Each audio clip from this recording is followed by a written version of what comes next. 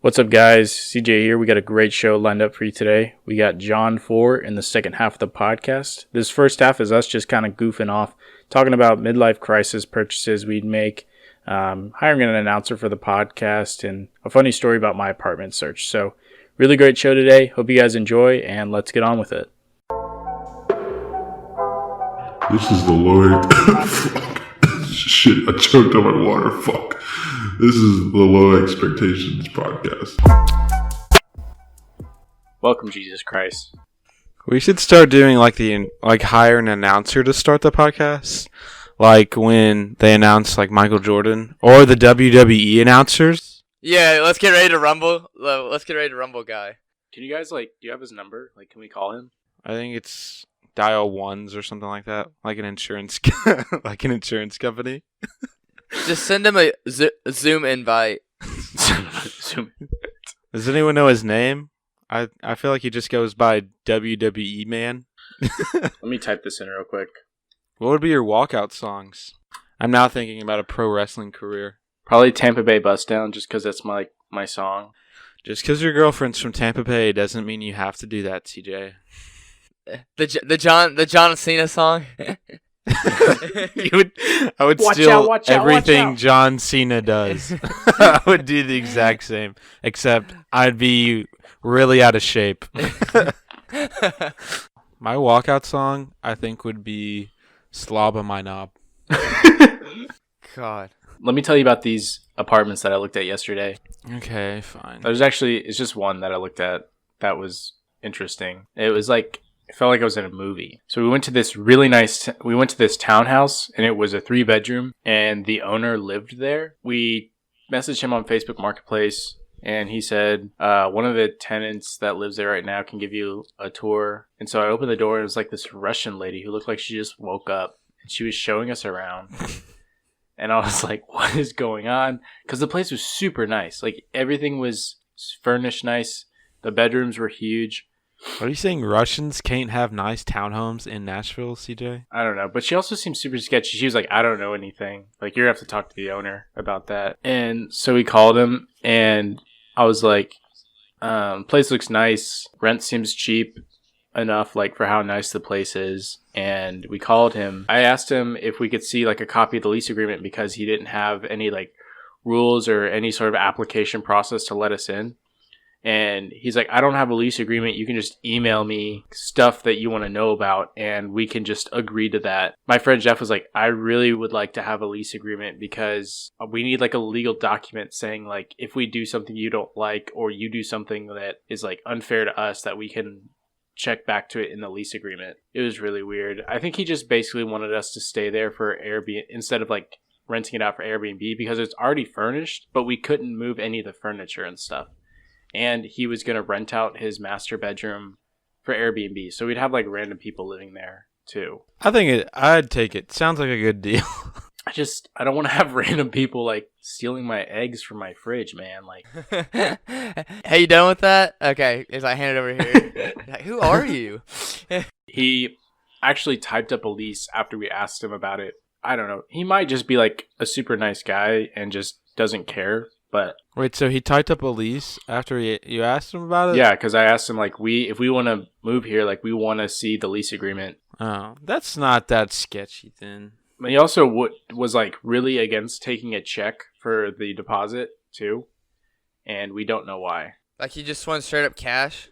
He wanted Venmo really bad. I guess just convenience wise, Venmo's nice. I guess, but it checks are better for paper trails though.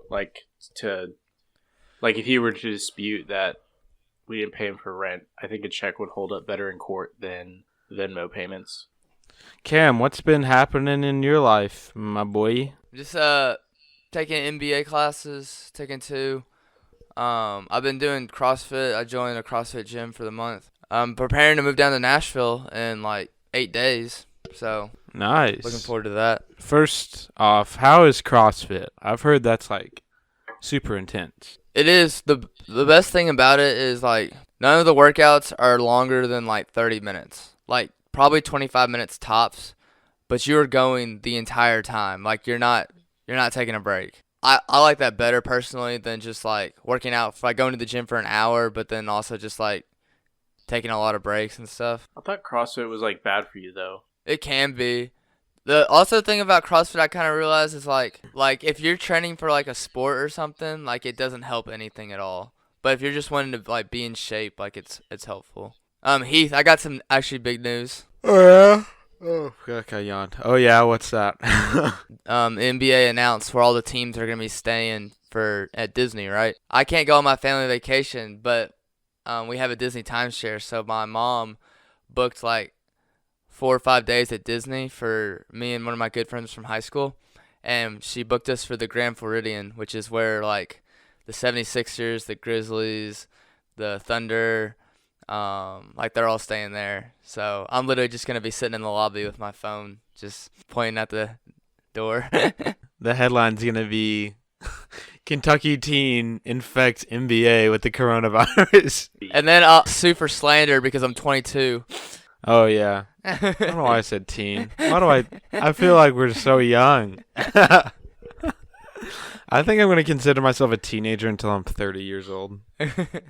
I still want to say that I'm 21, even though like I'm 22, just because like I thought about that the other day. I was sitting there and I was like, did I fucking turn 22 or 21 last year? And that's how I knew I'm getting old. when I turn 30, Heath, you can just off me. Yeah, when I turn 30, I'm cutting all my ties. If I have like a family and children, no, it's done. I'm just gonna go all over the world. Just gonna drift. Yeah, I'm gonna live in an igloo or something. I feel like when I have a midlife crisis, it's gonna be like a big one. Heath is way past the middle of his life.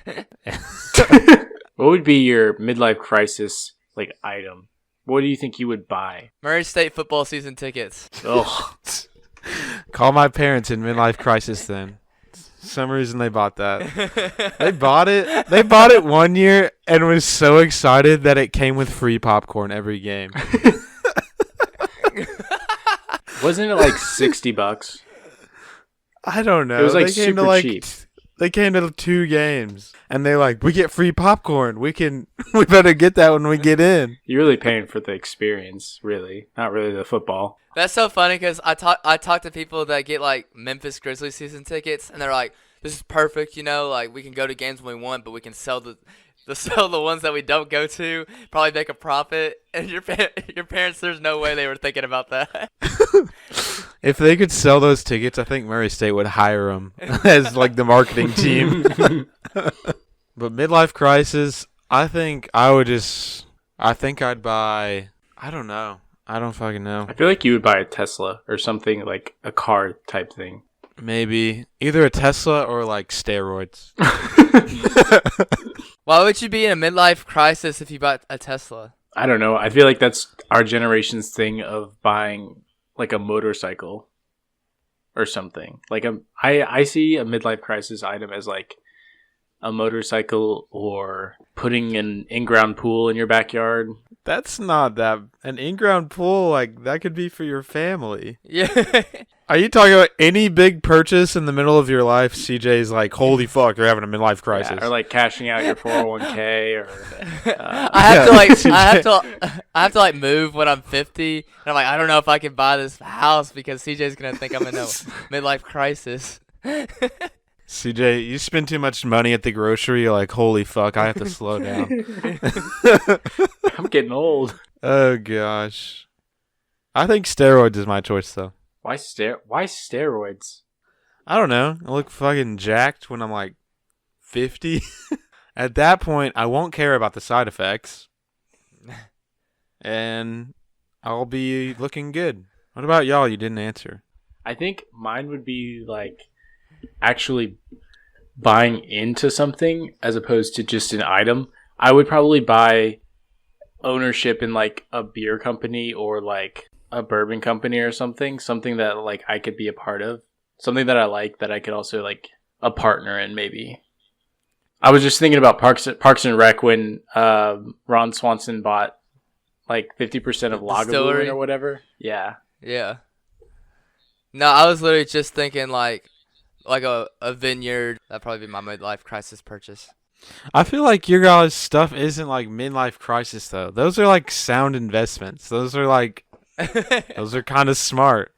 That's just investing your money, and you'll probably get it back. That's not that good. It could go bad though. Yeah. Anything could go bad. You fucking could have put money in Amazon 10 years ago, and that could have been bad. But it's also like we're not doing it because we're smart investors. We're just doing it out of emotion. Yes, exactly. That's exactly what I agree with CJ. Which is the worst thing you could do when you want to invest in stocks and businesses and stuff like that. I just see a midlife crisis moment as like a stupid purchase, I feel like. But that might just be society, I guess, or what they think of when they think of a midlife crisis. Like something that you kind of spend your money and it's just kind of pointless. But an investment, I feel like that's just something would be a smart thing to do later on. But like a Harley, for example, would be one I think of.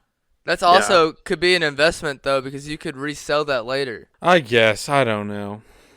I'm sticking with my steroids, and I'm gonna come punch your distilleries. Well, I have a vineyard, so have fun hitting grapes. I'll be helping you in making wine by crushing him with my feet in like the bucket. That's actually how Cam's Vineyard became like a award-winning grape jelly seller. He actually had a old friend come beat up his plants, and in the process, he made the best jelly in the world. He's fresh punched grape jam and jelly products. I'm like, guys, look, we already got labor. Like, we don't have to worry about it. It's just me on the front, like shirtless, like.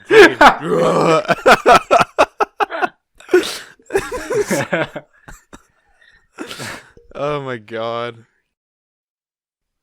As you can tell, we are very prepared for the podcast today. We have no content ready, so we're just kind of talking. Are you guys gonna get the new PS5 or Xbox, whatever, X series or whatever it is? I don't know.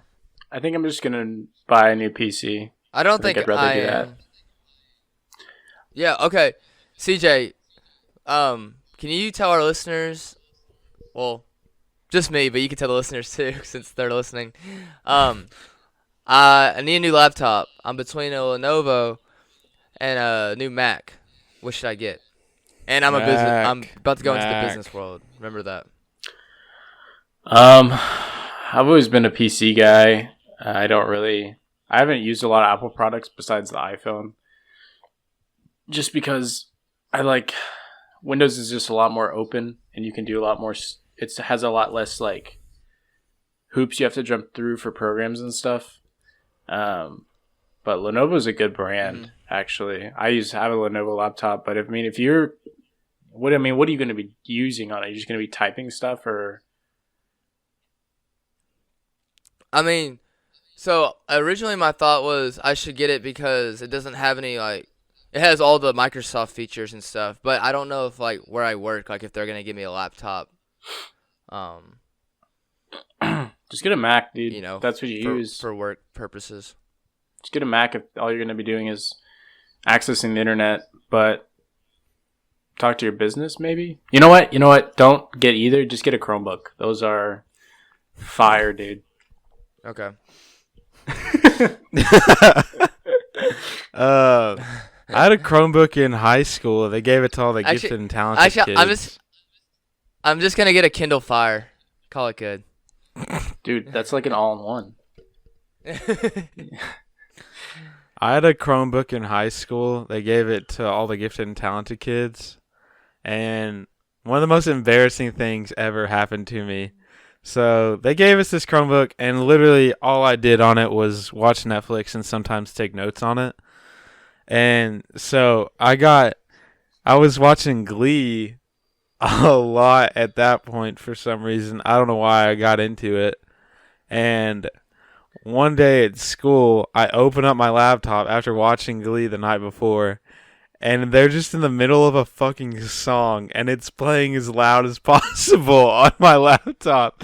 And I just like close my laptop immediately, and then like look at everyone around me, and they're like, "Are you watching Glee?" And I was like, "No." And I've never watched the show since. We had I was so embarrassed. We had so many Chromebooks come into when I worked help desk at Murray. We had so many people come in with Chromebooks, and like the reason that Chromebooks are so bad is because companies haven't made their programs compatible with Chromebooks, or a lot of like really older programs haven't made themselves compatible for Chromebooks. So like we would have this lady spent like $200 on. It was like a touchscreen converter for your laptop. Like you could put it on there and like tap it with a pen and stuff. And she probably spent like $200 on it. And she brought it in and she's like, how do I connect this? And like I Googled it while I was working with her, and they're not even compatible with Chromebook. And like that just I don't know. Don't get a Chromebook.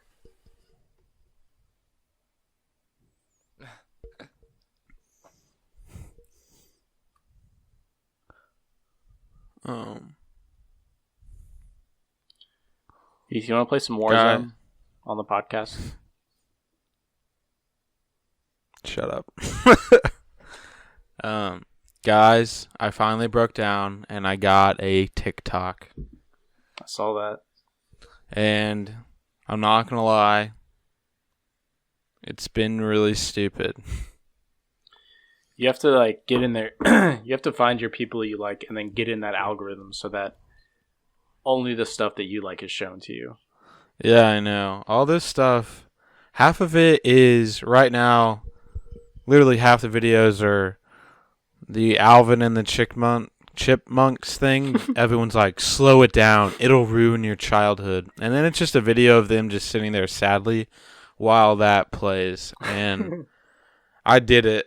I fell for the trick. I saved the video and then went on my Snapchat and slowed it down.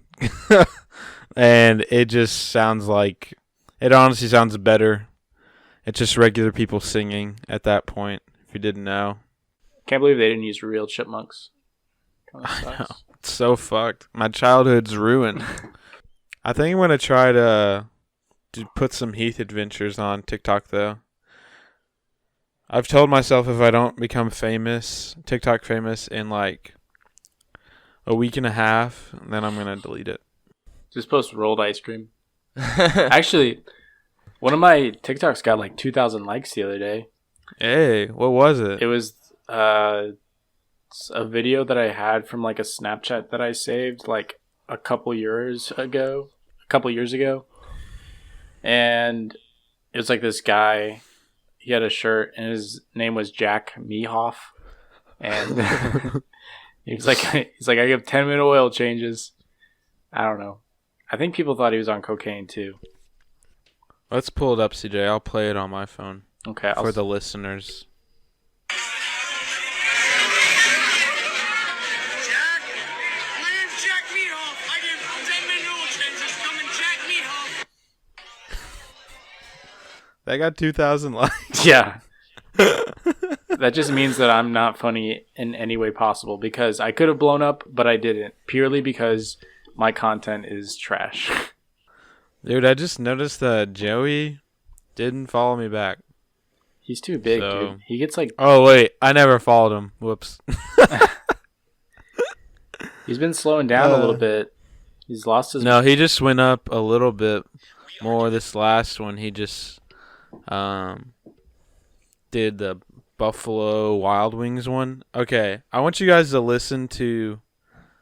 At this point, he does like the race car thing a lot. I think it's funny. Super special this today. is the Buffalo Wild Wings one. Wanted me to roll a Buffalo Wild Wing, boneless wings. We got some. We threw on some vanilla ice cream and added a little Asian zing to give it a little more flavor and a nice orange tint. We're rolling a small today just because I didn't have all that much chicken, but this is going to be super awesome. We've rolled so many weird things that actually end up tasting really awesome. So, without further ado... This is the race car noise he does. Ooh, hit a little bump in the road, might have to change a tire. And we can't forget about the little baby one. This one's... Joey, if you're listening, I love the content.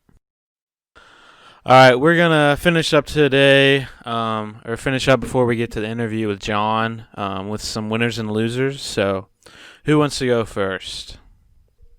I'll go.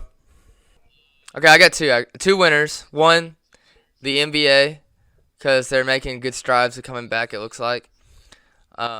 Two, I'm just going to give Kevin Love a shout-out because 4 years ago today, he stopped Steph on the biggest defensive play of his life, and we don't talk about that enough. If you didn't know, this is a 4-year anniversary of when the Cavs came back down 3-1, Game 7. And then my loser of the week is the Trump video of not the people singing, the white people singing Vote Trump 2020. Have y'all seen that on Twitter? No, I haven't seen that. Oh my gosh, here, I'll send it to y'all. It's like everybody's talking about it. Play it for us. Okay, hold up.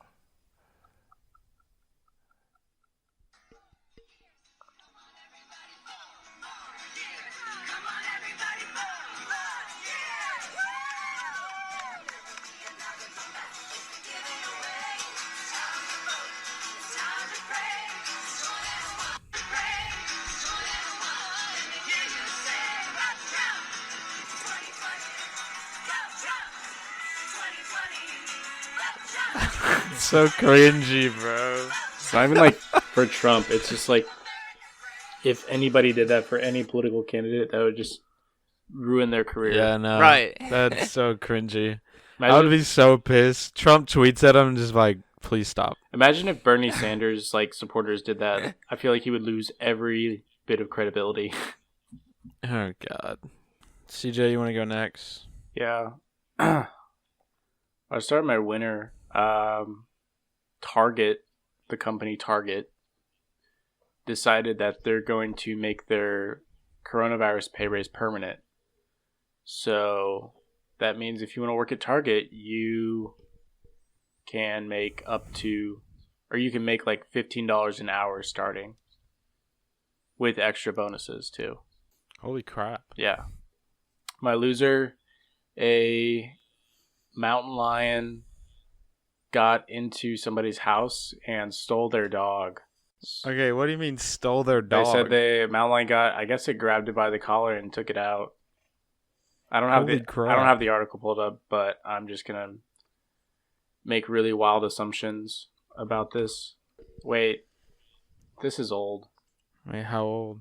3 years ago. A little late to the party. Hey. Still, though, fuck you, mountain lion. Yeah, you're a big loser, baby Yeah. loser. Loser this week, you loser. We should add a sound effect to that. Like a little fart, like. That's what we should do after every loser. It's like. All right, Heath, when you're editing, insert a fart sound here. Heath, lay us some winners and losers from your past week. Winners. I have one winner, two losers. Winner today is Dirk Nowitzki's birthday. So shout out Dirk. Happy birthday, my boy. We'll get lit this weekend. Just hit me up. We'll go out wherever. On Heath. Yeah, I got you covered, pal. And then losers, I have to say the Jets are a big loser this week. Jamal Adams requested a trade, so sucks for a Jets fan. And then my final loser kind of goes off Cam's winner. The Cavs won Game 7. Was it 4 years ago, you said? Yes, 4 years ago. I bet my friend Drew $5 that the Cavs would come back from 3-1, and he still hasn't paid me. So, shout out to you, Drew. Insert fart noise here. If you're out there, Drew, you will be found. All right, y'all got any other winners or losers? The University of Texas football team had 13 positive coronavirus cases. This is Texas. Texas is blowing up with the coronavirus. So, Hey, my brother's in the room. Miles, you want to say anything to the podcast? Hey. God, fuck. This has gone off the rails. before we get into the interview with John, want to remind you guys that we have a contest going on right now for the Low Expectations podcast. We reached 1,000 views on our podcast, and also we reached over 500 followers on Instagram, which isn't a super huge milestone, but it's a huge milestone for us. So we decided to pool our profits off the podcast and give it back to the fans.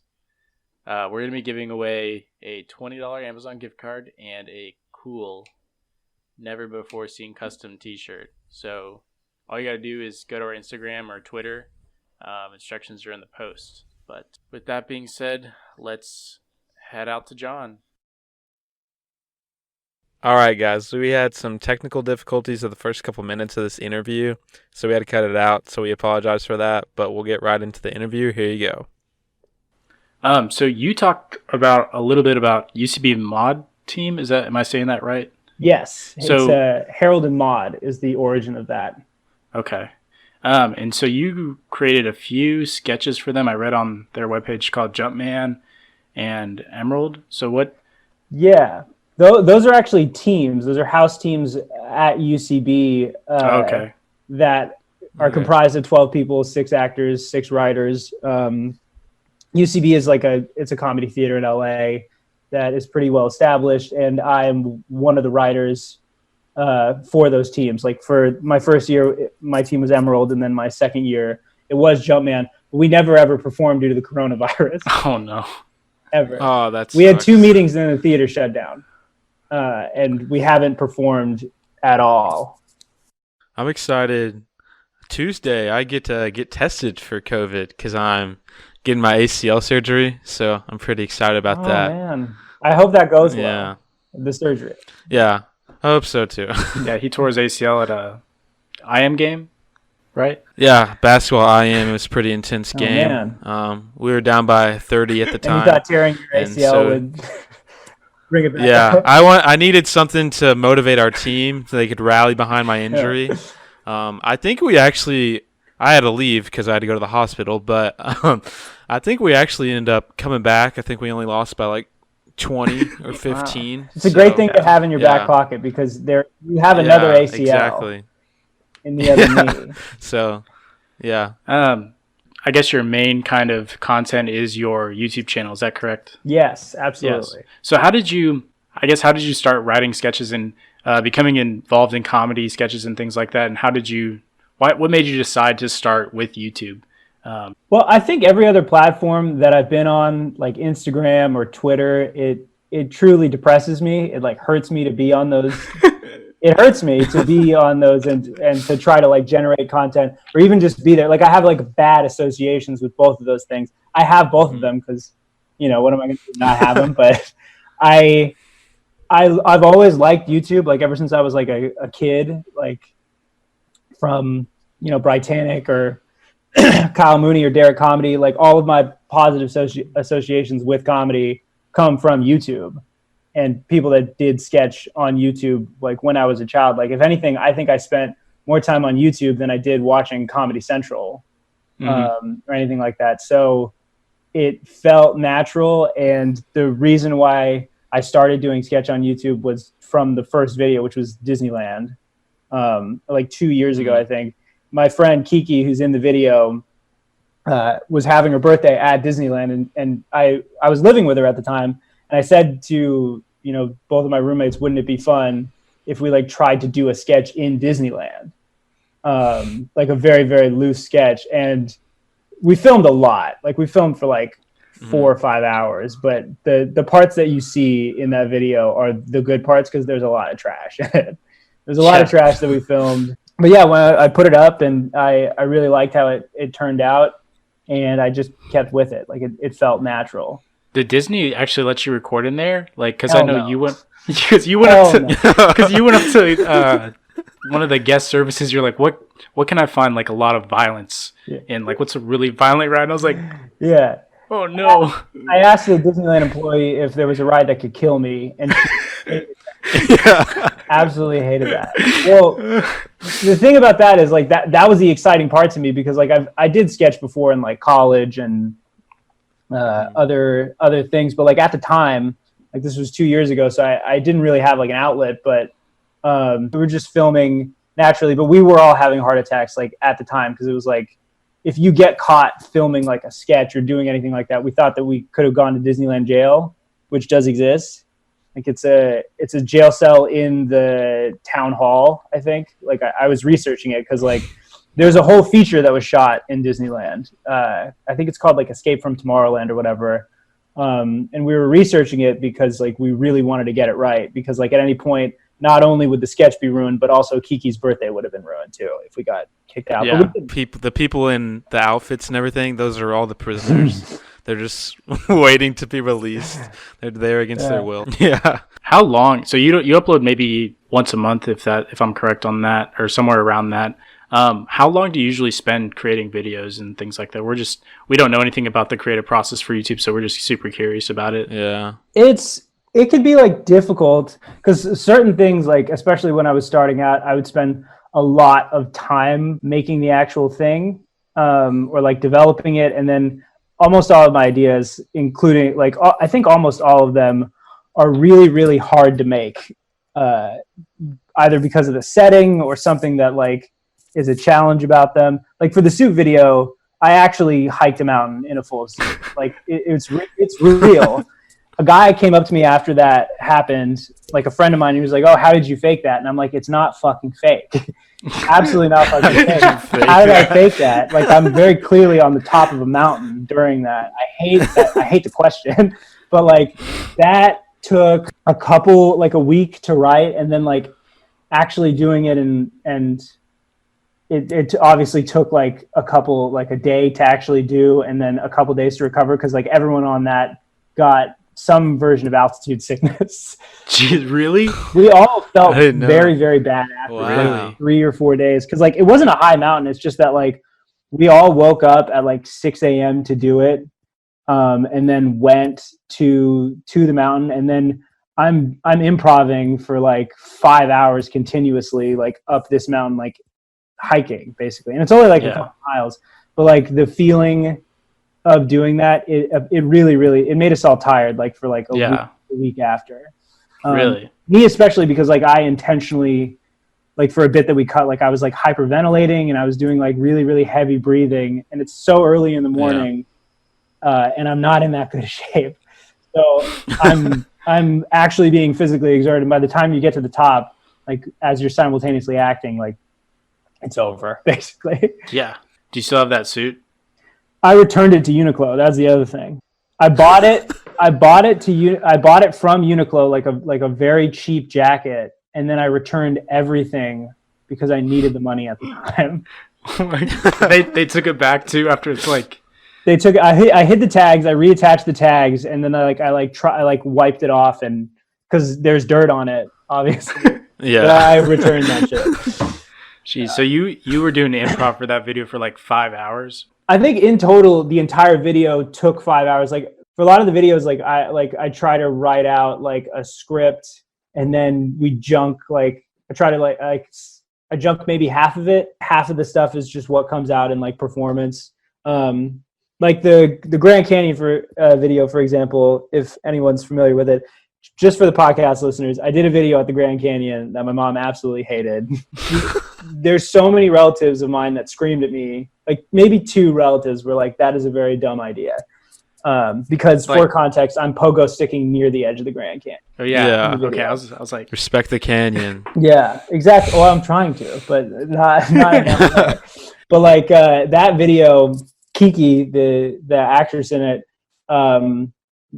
we wrote like an actual script for it, and then during the editing process, since it's all VO, like we were replacing things and she was adding things from her end and making it better. So a lot of the videos, I'd say, some of the stuff is improv and some of the stuff. have you ever had to like scrap a video completely? Like you were working on it and then you put it together and you're like, this. Absolutely, This is just all bad. the time.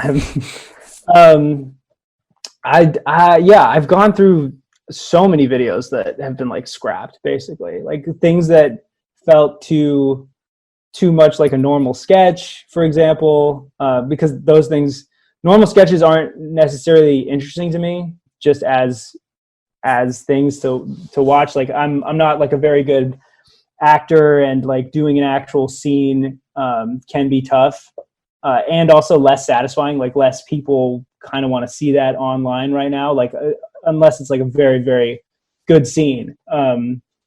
So there have been things that have felt like too heightened or like too fake, because like I don't have that much money to pull off any of this stuff. So like to do something in like Sketchland where, you know, we're at like a sleepover or something like that, I can't pull that off to sell you on the reality of that, and you might not want to see that. Like people just want to hear jokes. That's kind of what the like almost all the videos are like. It's just like maybe 15 or 20 jokes written as well as they can be, and then maybe something crazy happens at the end, or like some scenario where it's like faster, but you know, sketches that feel too sketchy usually get like left on the cutting room floor. And your, I guess, favorite video that you've worked on? Probably either the grocery store divider one or the Grand Canyon one. Really? Because they're all satisfying. Like I like everything that exists on my channel, but the grocery store divider one, like the feeling of having an idea that you come up with like on the fly, that's totally in your head alone, and then to have the idea become an actual thing where you feel like it got to the emotional core of what you were feeling at the time, like that feels amazing. Because I had people comment on that video that they got it in a way, and to be kind of like understood in that way from a video is amazing. The Grand Canyon one too, just because that entire thing came about because well, one, I found a pogo stick at a party, and I was like, this is perfect, because like for a year before, I was telling my friends like I really want to do some sketch at the Grand Canyon, and then when I found the pogo stick at that party, I was like, wouldn't it be funny if someone was pogo sticking like at the edge of the Grand Canyon, and someone noticed, like in the same way when you see or when you hear people play music when you're hiking. You ever get that feeling? Yeah.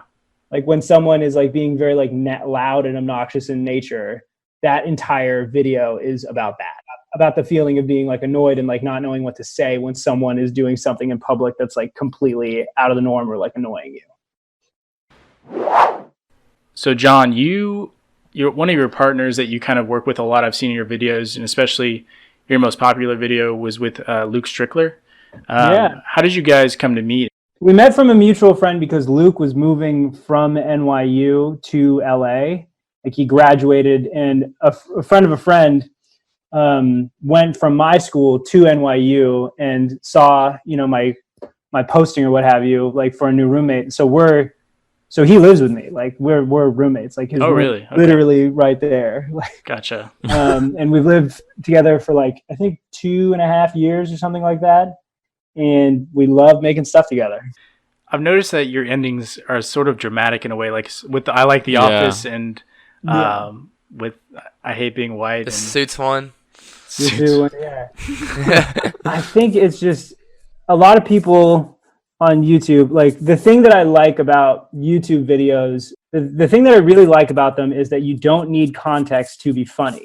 Like for almost anything, like not just sketches, like there are a lot of great people just doing character videos, or like even on Twitter, like just front-facing character videos where it's just like, this is a type of person, and then you go, it's just jokes, right? Even like David Dobrik or anyone who's very popular on YouTube, like the genius of the platform is that you can remove the context and people will get it. Like it's like post-context now in 2020 or what have you. But like the thing that I really enjoy doing is starting something that's like very, very relatable, or something that you get, and just doing jokes to get you on board. And then for the last 30 seconds to 45 seconds, you can do whatever the hell you want. That is the beautiful thing about it, because like if you make something super, super relatable, people will stay on board in a way. Or if they like the first minute or two, people will stay on board to watch whatever the hell you got going on at the end of it, which is one of my favorite things. And like, if I could do a 45-second little pocket of a video that's like an actual scene or something crazy or something like very, very ambitious, like why not? Just because I like making things with tone and I like constructing actual things like beyond just delivering jokes to camera. Because like, if I can do it, why not, you know? Where did you all take that scene from? I Like the Office, like the dunes and stuff. Where was that? Was that in LA? Yeah. Or did y'all... We drove Is to that the green screen? No, we drove to the we drove to the Mexican border about 4 hours, like from LA, and we filmed it on the sand dunes where they shot Return of the Jedi. Oh, that's dope. So it's like an actual sand dune that like we found, because like originally the first idea was like Death Valley or something like that, but I think we were talking about it, like me and Luke, and we were like, Death Valley isn't necessarily that visually interesting. You know what would be even more interesting is like pure sand. So we drove 4 hours one day, like we got up at 6 a.m., drove 4 hours there, got on the sand dune, and then just filmed that scene. Like I think it's like 20 or 30 seconds. And most of that time was me trying to get Luke to do a Jim face from The Office directly into the sun. And somewhere the footage exists of me being like, that isn't a Jim face, and him being very, very pissed at me for like a good 20 minutes of like, I don't know what you want me to do, because like he couldn't do it because almost all of our videos, they have to be done facing the sun because we don't have lighting equipment. Is like perfectly into the sunlight. So like he couldn't do what I was asking from him because his eyes were like this, basically. I'm squinting for the podcast list. But yeah, and then we shot that scene, and then for 4 hours we drove back, and it was absolutely worth it. And also for the I Hate Being White video on Luke's channel, that's at Yosemite. Okay. That's in Tuolumne Meadows at Yosemite. Love getting out there. The reason why I like doing sketches like that, of like traveling for somewhere, is because at least in LA or any place where people are making content, there's a tendency to just shoot stuff in your bedroom or not make it like visually interesting. And the one thing that you can do to add production value to anything that you're doing is just an insane location. And if you have the time, because that's the thing that I have, is like the time, not necessarily the money, to go to an insane location like either Yosemite or sand dunes or like the top of a mountain or the Grand Canyon, why not do that and give people like the best 2 minutes of content that you could potentially deliver, versus like sitting at home and talking about, you know, like how your roommate likes weed or what have you.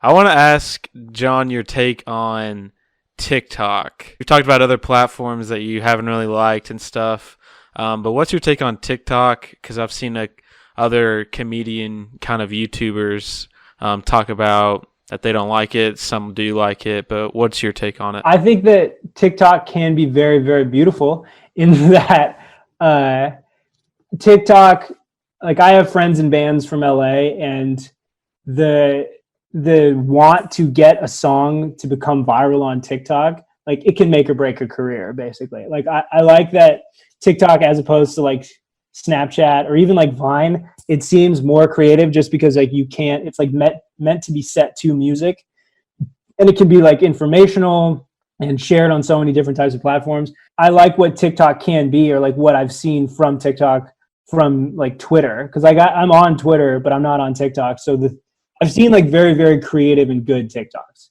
if that makes sense. Like in more of that seem more creative, like just like on a platform level, on what the platform allows you to do versus like Vine.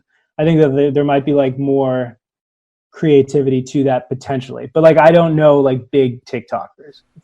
Yeah.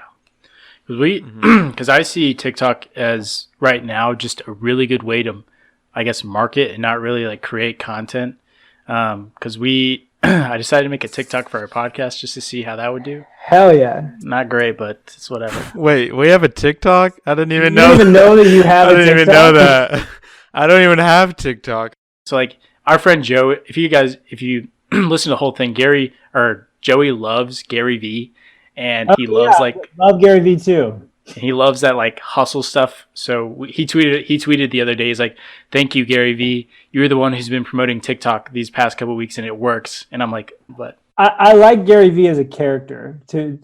For clarity, if this ends up in the podcast or what have you, I love Gary Vee as a singular man that just seems so angry for no reason. I don't know what. He just seems pissed, but like I like that he seems like happy pissed. Like it's not. It doesn't seem like it's coming from a place of like hate. He just seems like he has something wrong with him that makes him want to help people. I did buy one of his books. I'm currently reading it. It's Really? called Crushing It.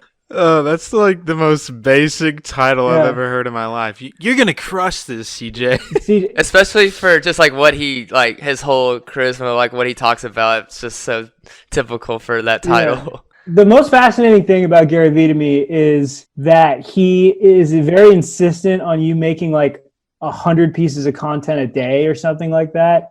And I really like the mentality of that, of what the message is basically, of like not Exactly. scared to do something and put something out, which I think is very, very important for this generation, just because like there can be paralysis in like thinking too much about what other people will think about you when you put something out, or like being embarrassed of like your digital footprint. And I really like the message of, you know, just put something out for the sake of putting something out. Because like I know people that have never put like a sketch or something like that out because like they're scared, basically. Like they're scared of doing the thing of like other people that know them, like what will they think? And people don't care or even remember. Yeah. Like if it's bad or something like that, if it's truly bad, no one will care. And even if it is bad, if you make a good thing later, like no one will remember the bad thing or judge you on that. Like at all, because like my favorite people right now, or like in music, or the people that I like I like Childish Gambino or like Tyler the Creator or so many other people like that, and like they have bad albums. Like for Childish Gambino specifically, like I remember when Camp came out or something like that, like when I was like a teenager, and it got like ripped to shreds. It's something that I think about all the time, because like I was at this music festival where Childish Gambino literally said like his Pitchfork score, which was 1.6 out of 10, like in a song. Like he was very clearly mad about it. People were ripping him to shreds. No one remembers that anymore. Like they just remember, like they only remember like the last thing or like the good thing, and the stuff that failed doesn't ever get added to like your resume or like, you know, what people hold against you in a way. And I think it's a good lesson. Yeah, I definitely, when we first started, it was definitely kind of weird, like relaxing when we made the podcast, just because we're like, our friends are going to see this. What are we going to think? What are they going to think? Because they see us every day. And I don't know. Keith, Cam, did you ever feel that way? Yeah, I kind of felt that way, and I felt like more at the beginning, I would ask people, like, what do you guys want to, like, listen to, or is this a good idea, or anything like that, but more so now, I just will run it by Cam or CJ and say, I think this is a good idea. If people don't like it, then whatever. Or if, I don't know, if I'm, like, holding back on a story, like right now, I feel like any story I tell that's bad. I'm living with my parents right now since I just graduated. So I'm like, fuck, my mom's going to be so mad at me for sharing this story. But at the same time, I've stopped really caring about all that stuff and just having fun with it. And if I like it, then I don't really care. Yeah. The most important thing to me is liking the thing that like I put out, because like my parents have hated things that I've put out, like my dad or like my mom. Like I told you, like they've yelled at me for doing videos or what have you, but like I didn't care whatsoever at the time, because I really, really liked the thing that I put out. Like that is the most important thing. Like at the time, if you really, really, if you sit down and you like the thing that you're creating and you believe in it in some way that where it's important to you, it doesn't matter what other people say, because like you still like what you did, because like you were either going out on a limb or taking a risk or doing something that felt creatively honest. And I think it's really, really important, if you're doing anything whatsoever, like either in like content or, you know, media or what have you, like to just remember that. Mm-hmm. Moving on into, I guess, your most popular video, your most mainstream video is called I Like the Office. And if I'm correct, it's kind of a commentary on really basic like men's profiles on Tinder and kind of what they all of them say. So I checked it a couple of days ago. It had like 3 million views, I think. How'd you feel when that happened for you? Well, first and foremost, I made it with my friend and frequent collaborator Luke Strickler. You should check out his channel. It was a complete collaboration. Like there are a couple of them like that on my channel right now too. But that came about just from like me and Luke talking about the banality of like dating profiles. Basically, because I think at the time, like both of us had been on Tinder for like a combined like 10 years. Like I was like single. I was single for like 5 years, and Luke was on Tinder at the time, and we were talking about it. And yeah, it can get very, very boring just looking at anyone's profile, like from either angle, because like I would do the same thing with Kiki. Like she used to like give me her profile and like show me all of these men saying the exact same thing, like hi, or like what's your favorite book, or whatever the fuck, and he would be like, what are you doing? Like this isn't gonna work. Like this isn't gonna work at all. Because like if there's nothing differentiating you from the 20 other people like messaging the girl or what have you, or the guy, like there's no hope of that breaking through. And so we were talking about it, and then we just decided to make a video on it of like the most boring visual dating profile known to man. And we immediately agreed that Luke should do it. Luke, if you're listening to this, Luke has the perfect face for a takedown of an average, of not an average white guy, just like a police sketch of just a white man. So like we take that, we use that to our advantage, because like the I hate being white video, like I knew in the back of my head, like, oh, this is going to be very popular because like it's Luke doing it visually. So like, but yeah, for the Office video, we just did that and tried to come up with as many jokes as we could for it. And I'm very, very happy with the way that it turned out, and I'm glad that people liked it. The secret, or the reason why it got popular, actually was Reddit, because we post everything that we do to Reddit, like even individually, like every video on a certain point. Like we've been trying to figure it out, and I think that we did. And it blew up on there, and it got like, I think like 700,000 views in like the first day or something like that. And then the YouTube algorithm took it over, because like I think it's kind of a rare unicorn for YouTube, because it's a video that does well with both men and women equally. Like I've looked at the demographics of it, because like obviously it's about dating, so everyone would like it. So it's a 50-50 split. And also I think YouTube makes money off of it because there's copyrighted material in it because of the Office theme song that we emulated at the end. So like it's been put in the algorithm as just like a thing that people enjoy, and people do enjoy it. So my favorite part about that video was the doggos part. That cracked me up. There's doggos. That was the contentious part, that in the video, just because like a lot of people really liked it, but like we show these cuts to people often, and like before any video comes out, like I'll shop it around to like 5 of my friends. Like I'll literally go over to their house and like watch them watch it. And a couple of my friends was like, is that too simple of a joke? And it's people's most favorite part, just because it's like relatable. Like everything was just so spot on. It was so crazy how like accurate everything was. Like especially like the in town for 5 hours, show me around. I was like, yeah, I would get that a lot back in the day.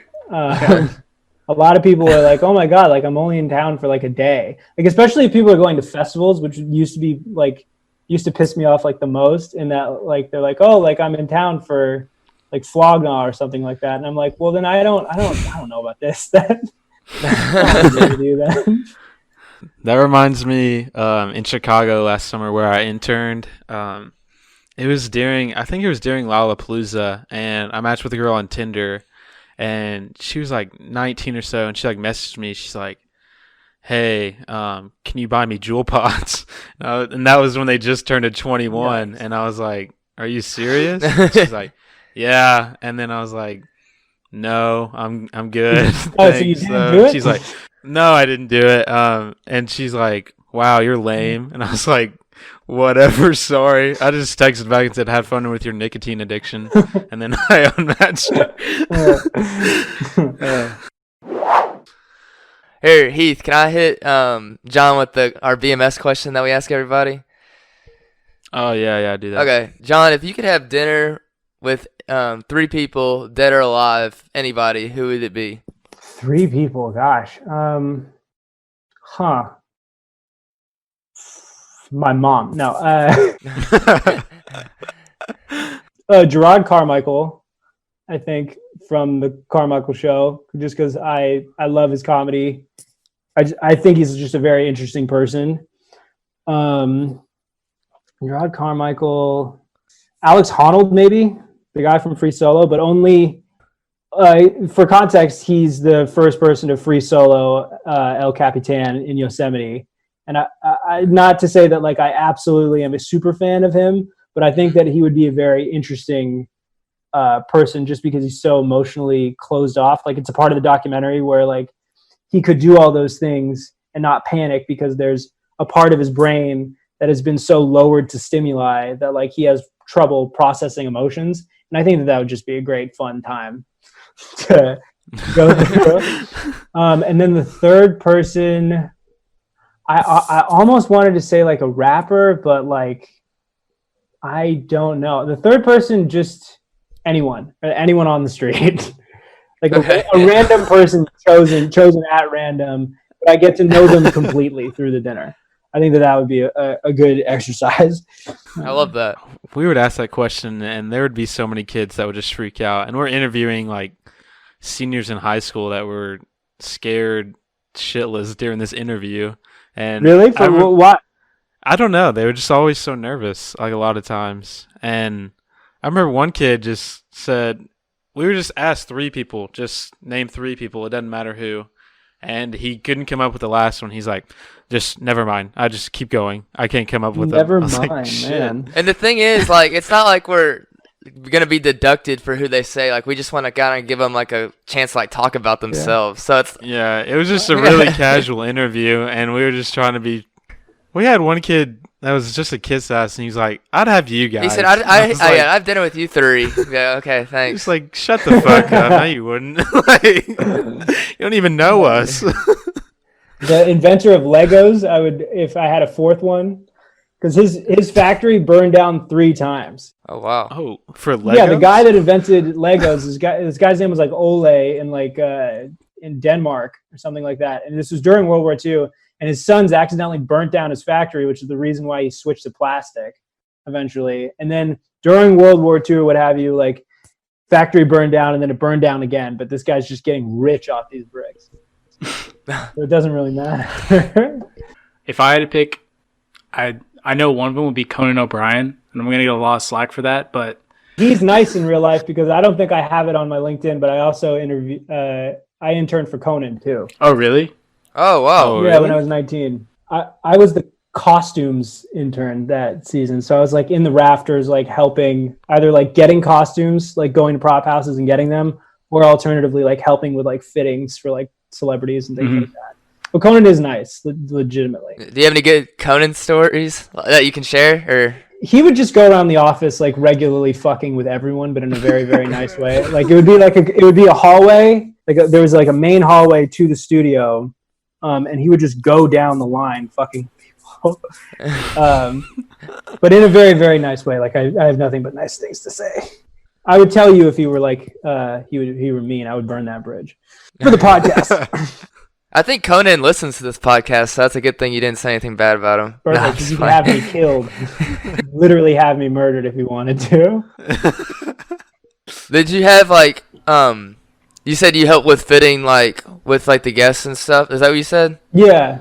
I was going to say, did you have any, like, bad experience with any of the guests or anything? Or no, never, honestly. And it would be a lot of people, like, doing, like, bits on the show of, like they're the human centipede menorah or something like that, or, like a werewolf or something like that. So I'd be fitting actors, too, like, just random actors. And I would be helping, too. I'd be, like, holding pins because I was a right. We were just talking about, I guess, like, late night hosts. Who would you say, like, your favorite is. Conan or Seth Meyers, actually. And then, like, Okay. occasionally Colbert. Like, I remember when the Colbert Show, like, the Colbert Report specifically is, like, genius. But, like, the Late Night with Conan or with Stephen Colbert, I really, really like. But Conan O'Brien, I really like that he just respects comedians to, like, a very, very high level. Like, doing stand-up on Conan always, it's, like, kind of a big deal. Like, even though, like, he's on a smaller network, but, like, he is a comedian in that way. But Seth Meyers, I really appreciate just because he treats young writers really well and gives them opportunities to, like, appear on camera. Like, he has a very diverse writer's room that really produces amazing work. Like, all the jokes are solid. He does a closer look, which I really like. But the main thing is, like, you can find really weird, interesting writers in that writer's room if you're paying attention or, like, watching the show. Because he'll frequently just bring them on, which is great. He does a video with Jordan Schlansky. Like, I immediately watch it. It's his persnickety producer that he really genuinely likes. That, like, they've gone to Italy together. Like, they've done so much insane stuff, and they're just, like, an extremely funny duo. Okay, I was wondering about him. Is Jordan Schlansky actually like that, like, in real life and in the office? Or did you interact with him at all? My boss's office was right next to his. There's a segment where Conan steals his espresso machine, like, maybe 5 years ago. I would use that espresso machine every day because I would get into the office at, like, 6 or 7 or whatever, because, like, that's when the internship started, and I would just be taking that espresso. And then I don't think I was there when he took it away, but, like, I have good memories of Jordan. Obviously, he was always nice to me. Like, he would smile at me, like, when I walked by, which really does count, because, like, people truly do remember that. Like, if they're, like, in internships with people, if, like, famous people are mean to them, we do talk about it. Like, everyone has a story in LA of, like, a mean person that they've interacted with. Or if you're nice. We'll go ahead and wrap this up. Really appreciate you coming on today. I think thank you. This was a lot of fun with you. It's nice to have not just our friends on this podcast, which is super cool. You're our first cool guy, I guess. This is the first thing that I've agreed to, like, do. Really? In a way, yeah. Because occasionally, like, on YouTube, people will email you with, like, opportunities or stuff like that, and, like, occasionally people, like, have asked me to do things. This is the first thing that I've done, I think.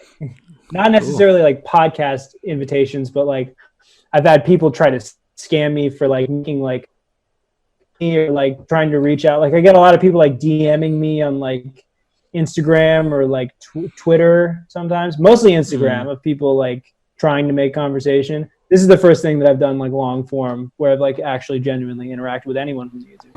Yeah, you'll find out later this is a big pyramid scheme. So. Perfect. I don't have any money to take. So. John, I guess the best way for people to find you is on YouTube, correct? Yes. Search Jon Foor on YouTube. I'm sure that'll pop up, or in Google. I have a YouTube channel. I have a Twitter account that I sometimes use. It's just @Jon4. And I have an Instagram @Jon4 where I just post thirst traps. So follow me on Instagram first and foremost, because I already have enough followers on YouTube or Twitter, or check out my sketches on YouTube. And that's spelled JONFOOR, not the number 4. It's like Pennsylvania Dutch. Yeah, as you can see. For the listeners, I do not. I'm half Asian. I don't Pennsylvania Dutch. Yeah, but find me on those platforms, I guess. Awesome. Well, with that, follow all the listeners. Follow us on our platforms too, at Low Expectations Podcast on Instagram and at LowX Twitter, or LowX Podcast on Twitter and YouTube. We have our own YouTube channel. It's got almost as many subscribers as John. We have 6 right now. It's pretty. It's true. I'm hurting. It's pretty insane to see how much growth we've had in the past couple of weeks. So great that you found me. Yeah. I'm being discovered right now. But other than that, you guys have any closing remarks? Well, thank you for having me on. Absolutely. Thank you.